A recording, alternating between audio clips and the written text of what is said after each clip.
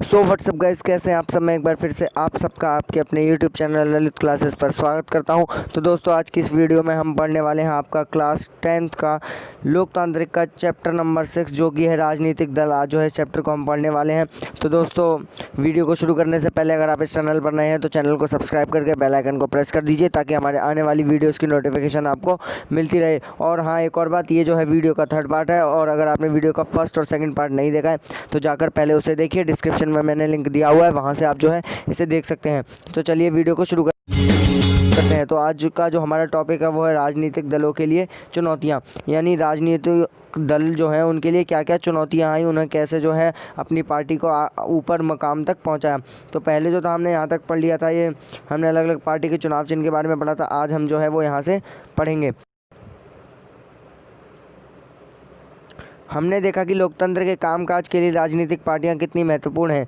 यानी हमने क्या देखा कि अगर लोकतंत्र चाहिए तो हमें सबसे ज़्यादा महत्वपूर्ण क्या है हमारे लिए, लोकतांत्रिक की जो राजनीतिक पार्टियां हैं वो हो। चूँकि दल ही लोकतंत्र का सबसे ज़्यादा प्रकट रूप है, इसलिए स्वाभाविक है कि लोकतंत्र के कामकाज की गड़बड़ियों के लिए लोग राजनीतिक दलों को ही दोषी ठहराएं। यानी जो राजनीतिक दल है वो लोकतंत्र का सारा काम देखते हैं, सारा कामकाज करते हैं। तो इस कारण अगर कोई गड़बड़ी होती है हमारे लोकतंत्र में तो उसका बड़ा कारण हम किसे ठहराएंगे, उसका जिम्मेदार राजनीतिक दलों को यानी पार्टियों को। पूरी दुनिया में लोग इस बात से नाराज़ रहते हैं कि राजनीतिक दल अपना काम ठीक ढंग से नहीं करते। यानी लोग जो हैं वो अधिकतर पूरी दुनिया में नाराज़ हैं कि लोकतंत्र जो दल है राजनीतिक वो अपना काम सही से नहीं कर रहे हैं। हमारे लोकतंत्र के साथ भी यही बात लागू होती है। आम जनता की नाराज़गी और आलोचना राजनीतिक दलों के कामकाज के 4 पहलुओं पर ही केंद्रित रही है। यानी जो राजनीतिक दल हैं और लोगों की नज़र किस पर ठहरी हुई है, जो राजनीतिक दल के कामकाज हैं। लोकतंत्र का प्रभावी उपकरण बने रहने के लिए राजनीतिक दलों को इन चुनौतियों का सामना करना चाहिए और इन पर जीत हासिल करनी चाहिए। यानी अगर राजनीतिक पार्टियों को लोकतंत्र में जो है वो सत्ता हासिल करनी है, उन्हें जीतना है, तो उन्हें इन सब बातों को सुनना होगा और लोगों की बातें जो हैं उन पर ध्यान देना होगा और उनके जो कामकाज हैं उसे करना होगा और उसी के बाद जो है उन्हें जीत मिल पाएगी। पहली चुनौती है पार्टी के भीतर आंतरिक लोकतंत्र का न होना। यानी पहली चुनौती क्या होती है कि जो पार्टी है उसके अंदर लोकतंत्र नहीं है। सारी दुनिया में यह प्रवृत्ति बन गई है कि सारी ताकत एक या कुछ एक नेताओं के हाथ में सिमट जाती हैं। यानी क्या होता है कि राजनीतिक दलों को सबको जो है सब लोगों को उसके जो सब कार्यकर्ता हैं उनको सारी शक्तियाँ नहीं दी जाती। जो उस पार्टी के मेन कुछ नेता होते हैं, कुछ अध्यक्ष होते हैं, कुछ नेता होते हैं, उन्हीं को जो है सारी शक्तियाँ दे दी जाती हैं और वही निर्णय लेते हैं और नाम ये होता है कि पूरी पार्टी मिलकर इस निर्णय को ले रही है। पार्टियों के पास न सदस्यों की खुली सूची होती है, न नियमित रूप से सांगठनिक बैठकें होती हैं, इनके आंतरिक चुनाव भी नहीं होते। यानी जो मेन लीडर है उसका वही जिस नेता को चुन लेगा उसी को जो है वो ले लिया जाता है, ना उसके लिए कोई आंतरिक रूप से चुनाव होते हैं और ना ही कुछ होता है। कार्यकर्ताओं से वे सूचनाओं का साझा भी नहीं करते। यानी आधे से ज़्यादा कार्यकर्ताओं को यही नहीं पता होता कि हमारे यहाँ हो क्या रहा है। सामान्य कार्यकर्ता अनजान ही रहता है कि पार्टी के अंदर क्या चल रहा है। यानी वो अनजान रहता है कि पार्टी के अंदर क्या क्या चल रहा है और इन सब चीज़ें जो है उसे पता नहीं होती हैं। उसके पास न तो नेताओं से जुड़कर फैसलों को प्रभावित करने की ताकत होती है, ना ही कोई और माध्यम। यानी अगर वो चाहे कि वो जो है इस फैसले के ख़िलाफ़ है तो चाहकर भी वो उस फैसले के ख़िलाफ़ नहीं आ सकते, क्योंकि अगर वो फैसले के ख़िलाफ़ आएगा तो नाम ये होगा कि वो जो है पार्टी के ख़िलाफ़ आ रहा है।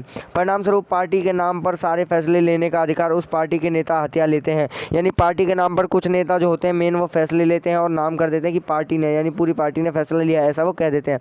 चूँकि कुछ एक नेताओं के पास ही असली ताकत होती है, इसलिए जो उनसे असहमत होते हैं उनका पार्टी में टिके रह पाना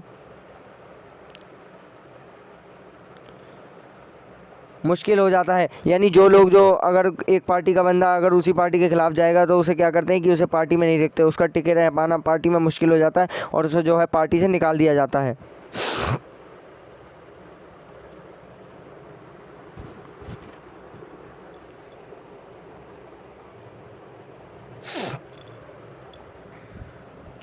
पार्टी के सिद्धांतों और नीतियों से निष्ठा की जगह नेता से निष्ठा ही ज़्यादा महत्वपूर्ण बन जाती है। यानी पार्टियों के लिए क्या होता है कि उनका ये सिद्धांत है कि जो नीतियाँ हैं उनकी उसमें कोई हस्तक्षेप ना करें। निष्ठा की जगह नेता क्या करते हैं, नेता से निष्ठा ही ज़्यादा महत्वपूर्ण बन जाती है। यानी नेता से जो है वो निष्ठा की मांग करते हैं कि नेता उनकी बातों को सुन ले, चाहे हम गलत कर रहे हैं या सही। दूसरी चुनौती पहली चुनौती से ही जुड़ी है, यह है वंशवाद की चुनौती। यानी पहली चुनौती से ही जुड़ी हुई है एक और दूसरी चुनौती, जिसमें क्या होता है वंशवाद। यानी एक ही वंश के एक ही परिवार के लोग जो हैं अपने परिवार को ही पार्टी में शामिल करते रहते हैं और जो दूसरे समाज के लोग हैं वो पार्टी में नहीं आ पाते। चूँकि अधिकांश दल अपना कामकाज आदर्शी तरीके से नहीं करते, इसलिए सामान्य कार्यकर्ता के नेता बनने और ऊपर आने की गुंजाइश काफ़ी कम होती है। यानी जो अधिकांश दल हैं वो अपना कामकाज ठीक से नहीं कर रहे हैं, तो क्या होगा कि जो कार्यकर्ता हैं और जो नेता हैं वो ही ऊपर आते जाएंगे और जो समाज के लोग हैं वो नीचे रह जाएंगे।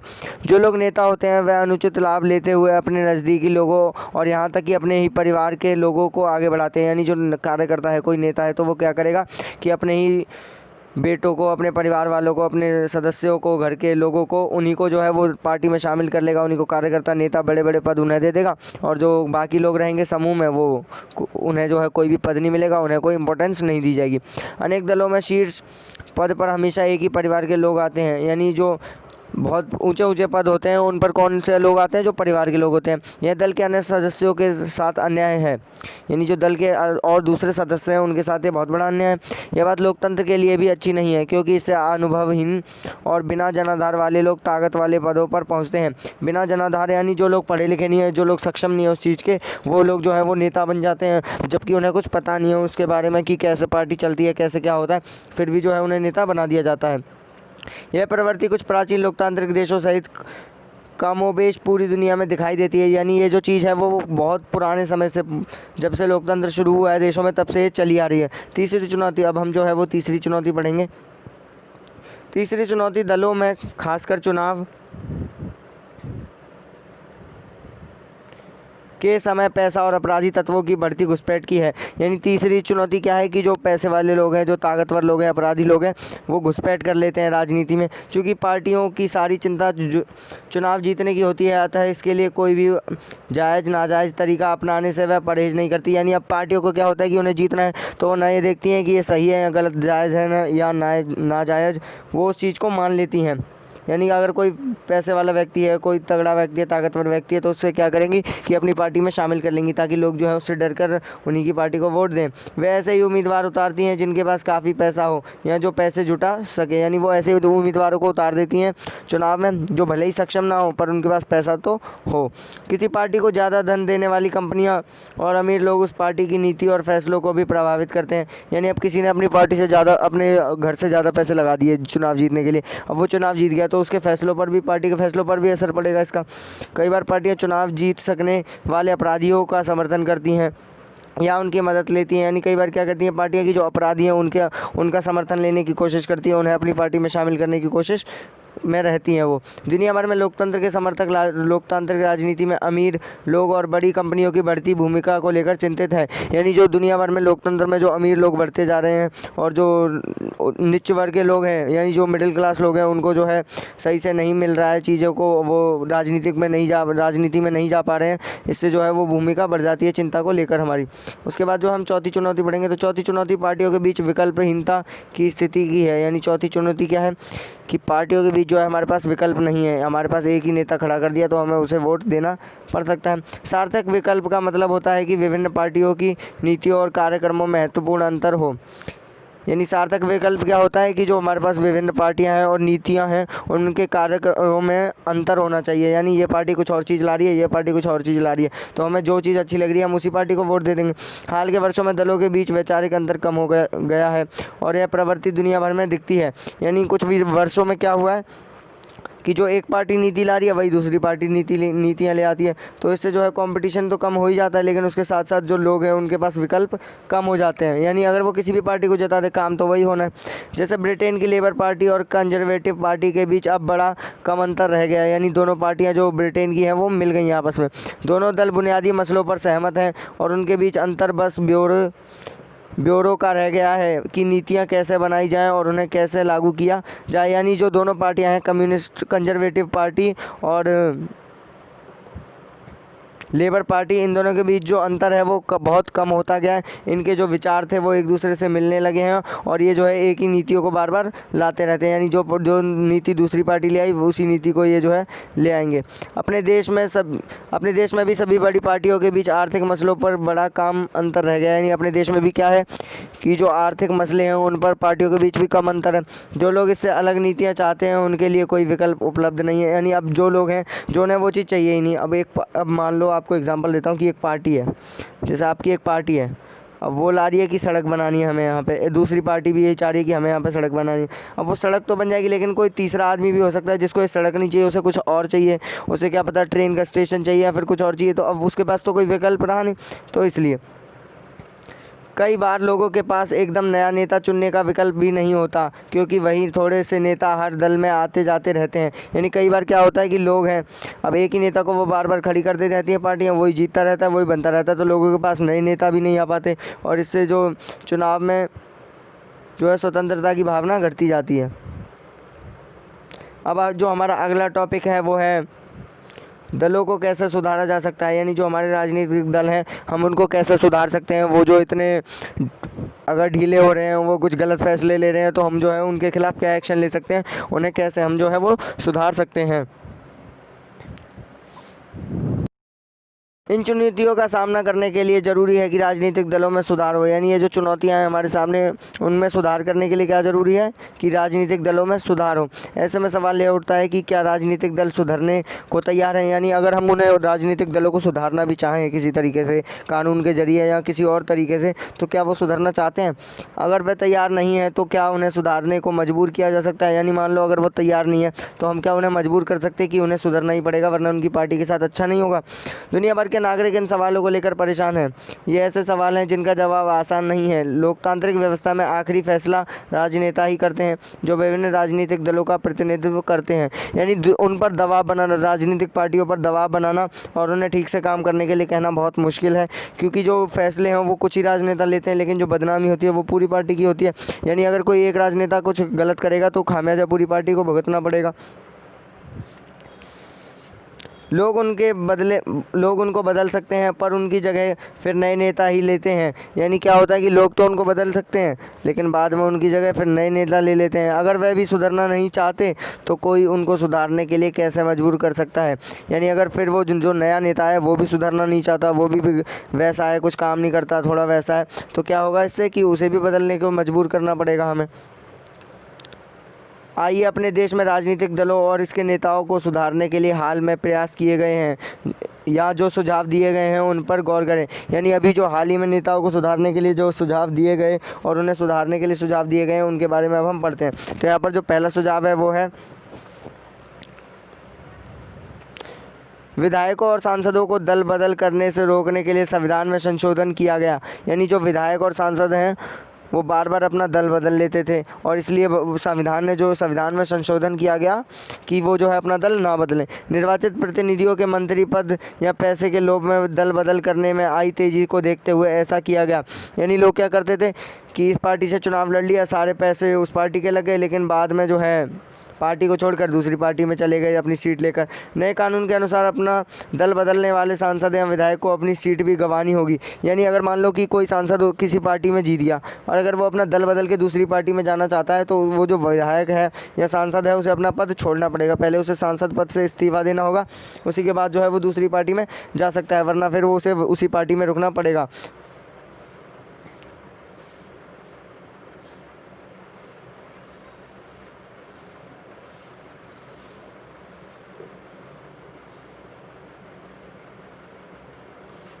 इस नए कानून से हाल दल बदल में कमी आई है, पर इससे पार्टी में विरोध का कोई स्वर उठाना और भी मुश्किल हो गया है। पार्टी नेतृत्व जो कोई फैसला करता है सांसद और विधायक उसे मानना ही होता है। यानी अब क्या हुआ कि सांसदों और विधायकों ने तो पार्टी को छोड़ना बंद कर दिया, यानी कम कर दिया, बहुत कम कर दिया। अब वो पार्टी को छोड़कर नहीं जाते, लेकिन इससे क्या हुआ कि जो बड़े राजनेता हैं अब उनमें ज़्यादा शक्तियाँ मिल गई उनको। वो क्या करते हैं कि वो अपनी इच्छा चलाते हैं। अगर वो गलत फैसला लेंगे तो कोई विधायक और सांसद उनके खिलाफ आवाज़ भी नहीं उठा सकता, क्योंकि अगर वो आवाज़ उठाएगा तो वो उसे पार्टी से निकाल देंगे और उसे जो है अपना पद यानी सांसद और विधायक पद से भी उसे हटना पड़ेगा। उच्चतम न्यायालय ने पैसे और अपराधियों का प्रभाव कम करने के लिए एक आदेश जारी किया। यानी जो उच्चतम न्यायालय है, जो हाई कोर्ट है, उसने एक जो अपराधी थे, जो पैसे वाले लोग थे, वो सत्ता में आ रहे थे, तो उनको रोकने के लिए एक उन्होंने आदेश जारी किया। इस आदेश के द्वारा चुनाव लड़ने वाले हर उम्मीदवार को अपनी संपत्ति का और अपने खिलाफ चल रहे आपराधिक मामलों का ब्यौरा एक शपथ पत्र के माध्यम से देना अनिवार्य कर दिया गया है। यानी इसमें क्या किया कोर्ट ने कि ये आदेश दे दिया कि अब जब भी कोई व्यक्ति चुनाव लड़ेगा तो उसके खिलाफ जो भी केस चल रहे हैं या फिर जो भी उसकी संपत्ति है उसके बारे में उसे पूरी जानकारी, पूरा ब्यौरा देना होगा और एक शपथ पत्र के माध्यम से उसे ये देना होगा। इस नई व्यवस्था से लोगों को अपने उम्मीदवारों के बारे में बहुत सी पक्की सूचनाएं उपलब्ध होने लगी हैं। यानी इससे क्या हुआ कि जो राजनीतिक में लोग आ रहे हैं, अब लोगों को उनके बारे में धीरे धीरे पता चलना शुरू हुआ कि ये कितना, इसके पास कितनी संपत्ति है, कितना क्या है। पर उम्मीदवार द्वारा दी गई सूचनाएं सही या नहीं, यह जांच करने की कोई व्यवस्था नहीं है। यानी अगर जो उम्मीदवार जो है वो कुछ भी अपनी संपत्ति को कम भर दे या ज़्यादा भर दे, इसके लिए कोई भी कानून नहीं है। वो कम भर देता है तो उसके लिए कोई जाँच एजेंसी अभी नहीं बनाई गई है। अभी तक हम यह बात भरोसे से नहीं कह सकते कि इस व्यवस्था के बन जाने के बाद से राजनीति पर अमीरों और अपराधियों का प्रभाव घटा है या नहीं। यानी इस कानून के आ जाने से हम ये नहीं कह सकते कि जो अमीर हैं, जो अपराधी लोग हैं, उनका जो असर है राजनीतिक दलों पर वो कम हो गया है, क्योंकि वो अभी भी आ जा सकते हैं। वो हो सकता है कि अपने किसी केस को छुपा लें या फिर अपनी किसी संपत्ति को बचा लें और किसी को पता ना चल पाए। चुनाव आयोग ने एक आदेश के जरिए सभी दलों के लिए सांगठनिक चुनाव कराना और आयकर का रिटर्न भरना भी ज़रूरी बना दिया है। यानी जो चुनाव है उसके लिए टैक्स, जो चुनाव आयोग है उसने क्या आदेश दिया कि सभी जो दल हैं वो टैक्स भरेंगे और उसके बाद सांगठनिक चुनाव कराएंगे अपने आंतरिक यानी अपने सांसदों और विधायकों के लिए। दलों ने ऐसा करना शुरू भी कर दिया है, पर कई बार ऐसा सिर्फ खाना पूरी करने के लिए होता है। यानी कई बार क्या होता है कि बस कागजों में पूरा है और वैसे वो जो है अपना काम पूरा नहीं करते, अपना आयकर रिटर्न ठीक से नहीं भरते। यह बात अभी नहीं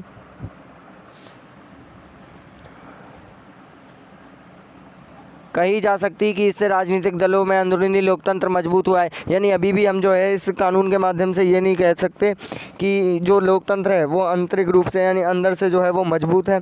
इनके अलावा राजनीतिक दलों में सुधार के लिए अक्सर कई कदम सुझाए जाते हैं। यानी इनके अलावा भी जो है कई और कदम यहाँ पर सुझाए जाते हैं, तो उनके बारे में भी जो है हम पढ़ेंगे। अब राजनीतिक दलों के आंतरिक कामकाज को व्यवस्थित करने के लिए कानून बनाया जाना चाहिए। यानी जो राजनीतिक दलों के आंतरिक कामकाज है वो अंदर भीतर क्या कर रहे हैं लोगों को ये पता नहीं चल पाता, और इसे व्यवस्थित करने के लिए अब एक कानून बनाना चाहिए।